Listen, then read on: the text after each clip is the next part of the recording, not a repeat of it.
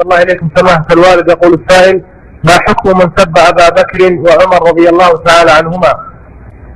حكمه أنه عاص لله ولرسوله وسب أفضل الأمة، ويخشى عليه من الردة إذا كان سبهما لما قام به من الدين ونشر الإسلام وتثبيت الإسلام، هذا ردة.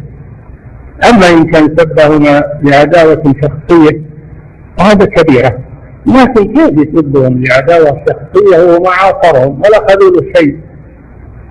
ما سبهم إلا لأنه يكره دينهم يكره اللي هم عليه، فهذا ردة عن دين الإسلام.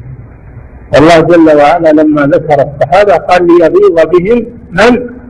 الكفار، فلا يغتاب من صحابة رسول الله إلا كافر والعياذ بالله.